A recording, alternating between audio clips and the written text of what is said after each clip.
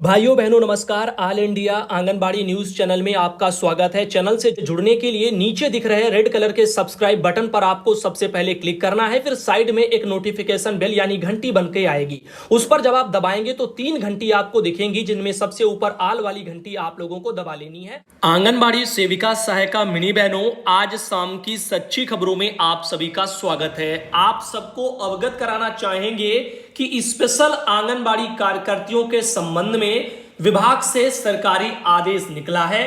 तो सभी बहनों को पता होना चाहिए कि स्पेशल आंगनबाड़ी कार्यकर्ती बहनें कैसी होती हैं, क्या होती हैं और उनसे रिलेटेड क्या क्या जानकारी विभाग मांग रहा है। तो इस वीडियो को ज्यादा से ज्यादा लाइक के साथ साथ ज्यादा से ज्यादा शेयर भी करना, ताकि सभी बहनों को इसके बारे में पता चल जाए। तो जिला जो कार्यक्रम अधिकारी हैं उत्तर प्रदेश में देवरिया जिले के, उन्होंने 20 अप्रैल को अभी एक सरकारी आदेश कल जारी किया है और अपने वहां के समस्त बाल विकास परियोजना अधिकारियों को लेटर भेजा है। इस लेटर में उन्होंने कहा है कि जनपद में चयनित स्पेशल 85 आंगनबाड़ी कार्यकर्तियों के संबंध में, कितनी, देवरिया जिले में स्पेशल जो चयनित है 85 आंगनबाड़ी कार्यकर्ती, उनके संबंध में भारत सरकार स्तर पर यूनिसेफ की टीम के द्वारा प्रशंसा की गई है। तो देवरिया जिले में अकेले चयन की गई हैं स्पेशल 85 कार्यकर्ती बहनें, जिनकी यूनिसेफ ने प्रशंसा की है। ऐसे उत्तर प्रदेश के बाकी जिलों में भी स्पेशल कार्यकर्ती बहनें चयनित की गई हैं। आगे लिखा है, जिसके क्रम में निकट भविष्य में चयनित स्पेशल 85 से संबंधित आंगनबाड़ी केंद्रों को विशेष ध्यान देकर के इनके अभिलेखों का रखरखाव, योजनाओं के सापेक्ष इनकी जानकारी, आम जन में इनकी छवि आदि के बारे में जांच जो है यूनिसेफ की टीम के द्वारा की जाएगी। तो जो स्पेशल बहनें हैं उनको खुश तो होना चाहिए कि वो स्पेशल हैं, लेकिन स्पेशल के साथ साथ उनके जांच के संबंध में भी आगे कार्रवाइयां होंगी। यूनिसेफ की टीम ऐसी स्पेशल बहनों के जो है केंद्रों पर आकर के जांच भी करेगी, जिसमें उनके अभिलेख जो हैं उनका वो रखरखाव कैसे करती हैं, कैसे मेंटेन करती हैं, योजनाओं के सापेक्ष उनको जानकारियां कैसी हैं, हर एक योजना जो शासन प्रशासन की है उसके बारे में उन स्पेशल बहनों को जानकारी कितनी है और आम जन में उन स्पेशल बहनों की छवि भी कैसी है, इसके बारे में टीम जो है यूनिसेफ की जांच करेगी। आगे लिखा है कि उक्त के क्रम में आपको निर्देशित किया जाता है कि अपनी परियोजना के अंतर्गत जो चयनित स्पेशल 85 कार्यकर्तियां हैं उनके केंद्रों पर निम्नलिखित बिंदुओं पर जांच करके पूर्ण उनको कराना सुनिश्चित करें। तो 85 स्पेशल आंगनबाड़ी कार्यकर्तियों के वहां पर जांच वगैरह होगी, जिसके संबंध में कुछ पॉइंट दिए गए हैं। इन पॉइंटों पर जो है जांच की जाएगी। पहला है वजन रजिस्टर, तो अपना वजन रजिस्टर वो बहनें मेंटेन कर लें, साथ ही संदर्भन रजिस्टर उसको भी मेंटेन कर लें, और केवल स्पेशल बहनें ही ना मेंटेन करें, सिंपल बहनें भी कर लें, क्योंकि क्या पता आप स्पेशल हो या सिंपल हो, क्या पता अधिकारी आपके वहां विजिट करने आ जाएं, और इसके बारे में आपको पहले से ही सबको तैयार रहना है। पोषाहार प्राप्ति व वितरण की जो पंजिका है उसको मेंटेन करिए। उक्त केंद्र पर मुख्य सेविका के निरीक्षण की स्थिति कैसी है वो भी जांची जाएगी कि उन केंद्रों पर क्या सुपरवाइजर आकर के निरीक्षण करती भी है या नहीं। साथ ही सैम मैम बच्चों के चिन्हांकन की स्थिति देखी जाएगी, वो कैसी है।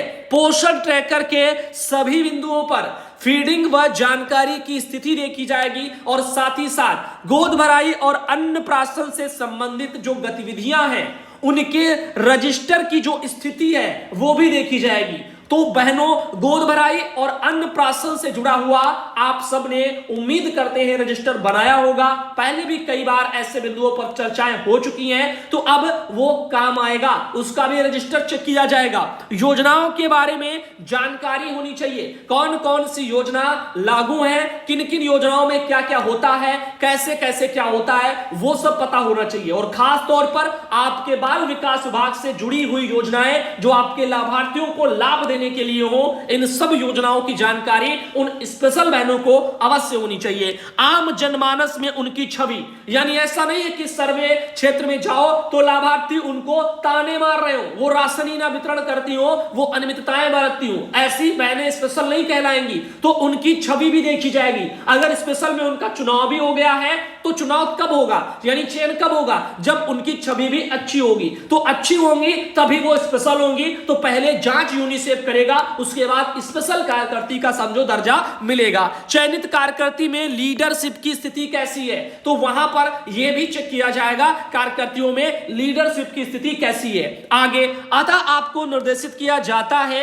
कि उपरोक्त बिंदुओं के सापेक्ष स्पेशल 85 कार्यकर्तियों को अद्यतन करना सुनिश्चित करें। इस संबंध में अगले सप्ताह में संबंधित कार्यकर्ती व बाल विकास परियोजना अधिकारी गण की बैठक प्रेरणा सभागार में आहूत की जाएगी, जिसमें आप द्वारा की गई तैयारियों के बारे में जानकारी ली जाएगी और अभिलेखों की जांच की जाएगी। कृष्णकांत राय डीपीओ देवरिया जिले के, उनके द्वारा यह लेटर जारी हुआ है। बहुत ही जरूरी लेटर है, आप सबको दिखाया। पूनम जायसवाल बहन आती हैं देवरिया से, बहन को धन्यवाद, उन्होंने जानकारी भेजी। साथ ही साथ अगली खबर पर आते हैं। उत्तर प्रदेश के बहराइच जिले से कार्यालय बाल विकास परियोजना अधिकारी शिवपुर के जो हैं, उन्होंने लेटर जारी किया है कल 20 अप्रैल को। और प्रेमा देवी बहन आती है बहराइच से, उन्होंने ऑल इंडिया को भेजा है। इस लेटर में यहां पर क्या कहा जा रहा है उस पर ध्यान दीजिए। समस्त आंगनबाड़ी कार्यकर्ती, मिनी आंगनबाड़ी कार्यकर्ती जो शिवपुर परियोजना की है बहराइच में, उनको बोला जा रहा है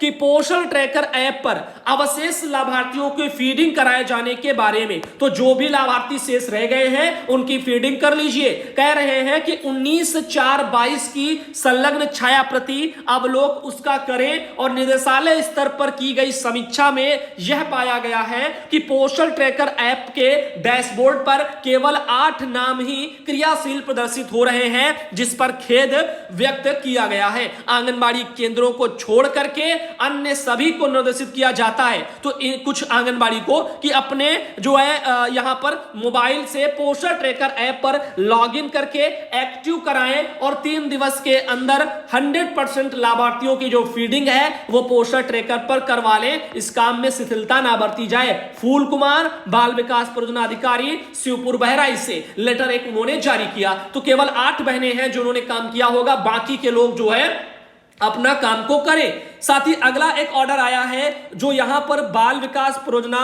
शाहपुर जनपद जो है मुजफ्फरनगर से जारी है।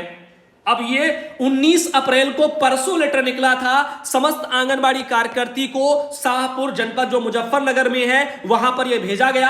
और आजादी का अमृत महोत्सव उसके अंतर्गत ब्लॉक स्तरीय स्वास्थ्य इकाइयों में स्वास्थ्य मेला लगाने के संबंध में है। और इस लेटर में नीचे बोला जा रहा है कि 22 अप्रैल को, कल है 22 अप्रैल, और कल 22 अप्रैल दिन शुक्रवार को आजादी के अमृत महोत्सव के क्रम में शाहपुर में पीएससी और सीएससी पर स्वास्थ्य मेले का आयोजन किया जा रहा है। आप सभी अपने लाभार्थी वर्ग, कुपोषित, सैम मैम, इनके बच्चों को मेले में स्वास्थ्य जांच कराकर लाभ प्रदान करा सकते हैं। लाभार्थी स्वयं आकर जांच, वजन या दवा आदि का लाभ प्राप्त कर सकते हैं। आप सभी अपने अपने क्षेत्र में इसका प्रचार प्रसार करें ताकि स्वास्थ्य मेले के उद्देश्य को सफल बनाया जा सके। 19 अप्रैल को बाल विकास परियोजना अधिकारी शाहपुर मुजफ्फरनगर के जो हैं उनके द्वारा यह लेटर जारी हुआ है। वहीं आगे बताना चाहेंगे सहारनपुर में एक लेटर और निकला। कार्यालय संयुक्त